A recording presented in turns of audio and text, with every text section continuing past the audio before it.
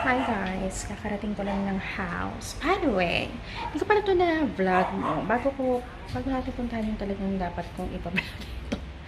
Ay, Tina! Hi, Cookie! Punta na siya sa baby niya. Wait lang. Oh, nakapagpagawa kami ng ganyan. Lahat ng pinto. Para hindi diretso ang cut sa may pintuan. So, naglagay kami niyan. So, meron siyang ganyan. Yung parang magnet. Tapos, dito magnet lang kasi hindi masyado. Sa amin kasi, dun sa end namin, meron siyang ganyan. Kasi napupush yun yung maliliit. Ayan. So, yun. Actually, kaya ako lumabas kasi nanganak na naman si Cookie! And she has 3 babies! Parang puro babae yung sino. Actually, 4 yan. Namatay yung isa. Ano, Cookie ro? Cookie? Shucks, hindi ko na matandaan kaya nanganak, anak. A few days ago lang to actually. A few days ago ba? Last week lang to. Oo, last week. Hihi! Hello, bebe koy koy! Ayan. Ayan, so iniwan na namin siya ng ganyan. Tapos natuto na kami, nagka-calcium na siya. At ito po ngayon, no, si Coco, meron din siya. At ito si Mochi Koy. Naku, kaninang umaga yan. Naku, nangagat ng 2 dog. Mochi. Mochi! Mochi Koy! Tingin sa maming. Kasalanan ka sa akin, na. Kasalanan to si Mochi, eh. Kasalanan ka sa akin. Sabi ni Dada, ako din kakagatin mo dapat kaninang umaga, ha. Buti na lang makapal yung ano ko. So, dyan siya. Iniwalay namin sila para hindi maano yung bebe niya. Papa Dede, yarn yarn. Cookie go. Cookie? Cookie? Tingin sa mami. Cookie ro. Tutulog yung isa. Tapos ito po, no? Doon. Labas na, Mochi. Chichi, labas na. Coco, labas na. Labas na. Sige. And we're back dito sa sa CR. Lagi na lang tayo nandito nag-haul sa CR. Actually, short haul lang to kasi ito pa lang yung mga dumating. Yung ibang dumating, mga nasa lalagyan na kasi sila. So, gawin natin itong parang dog haul. May maliligaw lang na ibang bagay. So, ito,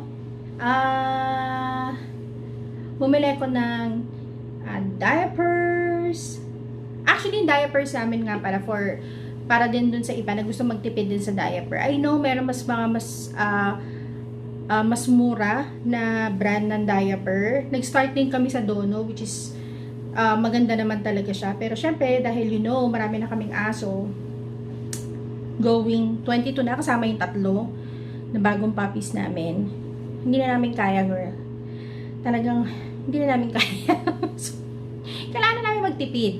So, ayun na nga, no. Nawala ako sa train of thought ko. Imbis na sasabihin ko sana na yung diaper is Kali yung brand. Hindi na Dono yung ginagamit namin kasi mas mura siya.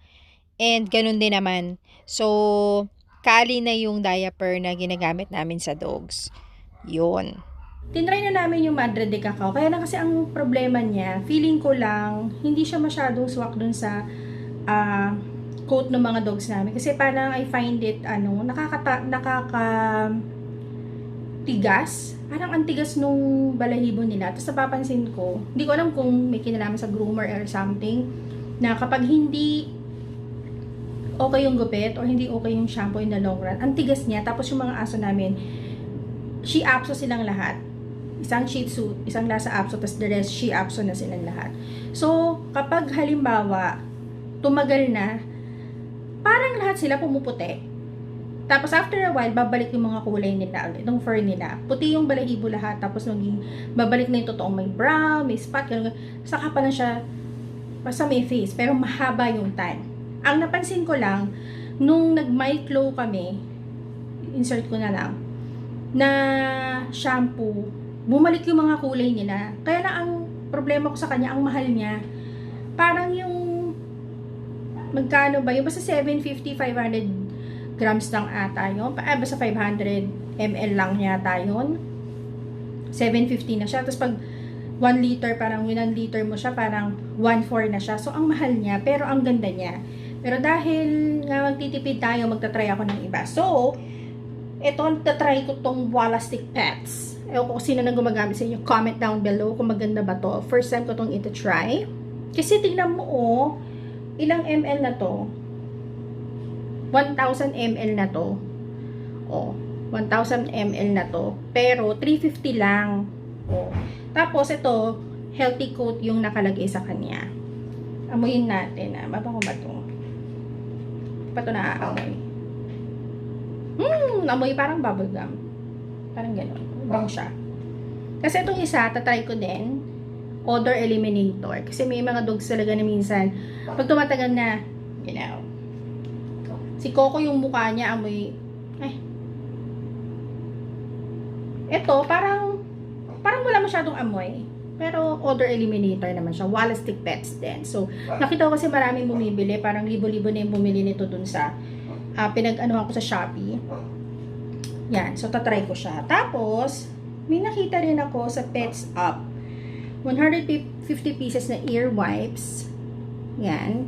Kasi ang mahal din ng panlinis. Ayun pala, isasama ko din dito sa haul. Basta yung mga hindi ko mapapakita in person, kasi nga nasa lalagyan na siya. Bumili ako ng ear wipes kasi nung una. Syempre, titipid din kami, no?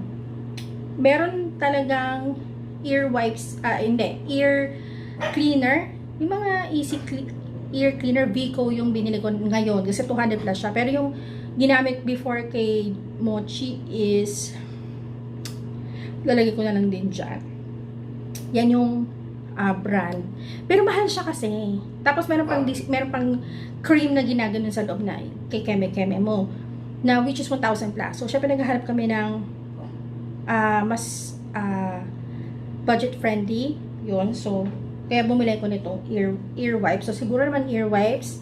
I know, hindi naman siguro siya parang medical grade. Pero at least, yung mga nagsa-start yung mga eme sa tenga, at least, medyo na naagapan ng konti.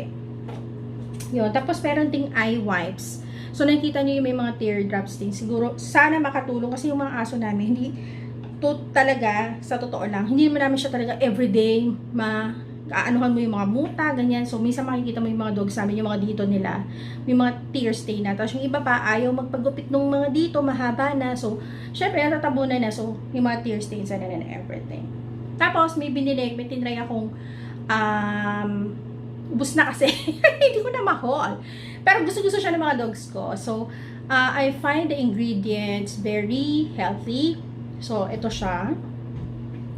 Yan. Tapos, meron pa ako isang tinry na naubos na rin nila, grabe. In one day, isang upuan lang. Ang dami nun sa isang balot. Ito naman yung isa. Yan. Gustong-gusto rin nila yan. So, bumili na ako ulit ng bagong ganyan. Paparating pa lang ulit sila. Sana maalala kong i-haul para mapakita ko sa inyo. Basta yan yung itsura niya. Yan. So, kung gusto niyo ng mga siguro masarap na pet snacks, yun. Ma-recommend ko siya kasi gustong-gusto siya ng mga dogs ko. Tapos, may idadagdag lang ako. Kasi, I don't know kung i-share ko na ba dito sa vlog na nung bata pa talaga ako. Nakikita niyo ba to? Parang may unan ako na lagi nakasabit dito sa ganito ko. Kasi ginagawa ko sa kanya, kinukurot ko siya. Yung before, yung nung bata pa ako, alam mo yung normal bulak lang ng ng pillow, ganon, na nandito, tapos lagi ko lang siyang ginaganyan. Kinukurot-kurot ko siya. Tapos nung tumagal na, nauso na yung mga microbeads, yung maririnig niya yan pag ginanyan mo. So, parang styrofoam siya na bilog-bilog na maliliit talaga. So, hulaan nyo kung ano to. Ano itong ginagamit ko ngayon. Nabili ko to sa Muji. Actually, dapat neck pillow yan. Neck pillow siya dapat. Kaso, kinukurot-kurot ko siya. Ayan na nangyari sa kanya. Wala nang mani-neck pillow dito. Kasi may ganyan pa nga siya. Neck pillow talaga to. Na ano na ako sa kanya kasi ang ganda nung tela niya. Mahal din to medyo mahal din to. Tapos, ang maganda na sa kanya kasi, sobrang pino nung styro na nasa loob niya, maliliit talaga. Tapos, pwede pang labhan yung ito. O, 'di ba? Kasi normally yung nabibili kong ganito na mga neck pillow din na may mga bolster na pillows na may microbead sa loob. Bumili na rin ako doon hanggang sa ang ending, ganito na lang sila kaliit. parang sa sobrang napichit ko na ng hustong-husto yung mga ano niya, yung mga laman niya sa loob. At yung iba, lumabas na dun sa pinaka-cover niya. Kasi nga, wala siyang isa pang cover. Kumbaga, kung ano yung pinaka-tela niya, pag ginanong-ganon mo siya, yung iba lumalabas na dun sa tela. Kasi nga, pinipirirot ko talaga kasi siya. Kasi yun, nagkukurot-kurot kasi ako. Actually, pinapagalitan nga ako ng mami ko dyan. Sabi niya, nakalaki ko na, bakit bumabalik-balik pa rin ako. Actually, matagal na akong walang kinukurot. Tapos, until recent, nakita ko nga, dahil nagandahan ako sa, wala na ako neck pillow kasi yung mga neck pillow ko na memory foam, naputol siya sa gitna nung nilaban siya sa washing machine. So, wala na talaga. So, sabi ko, Sara, makapag-travel kami anytime soon. So, bumili ko nito. Kaso, ayan, ang nangyari, kinukurot ko siya. Pero, may solusyon ako dahil nakakita pa rin ako ng mga micro beads na styro sa Shopee. So, ito siya. Yan siya, girl! Akala mo, styro na styro lang. Ano siya, pinong-pino siya na bilog-bilog. I don't know if you can see it. Ay, kita mo ba? Yan, oh. Diba? Micro beads talaga siya. So, yan. Bumili ko ng tag to 30 grams. 5 yung binili ko para mapuno ko sana to.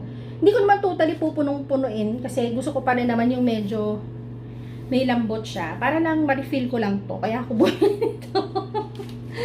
Yan, ang daming kalokohan sa Shopee, pero thank you Shopee dahil yung mga bagay na dapat remedyohan, nare-remedyohan. So, yun.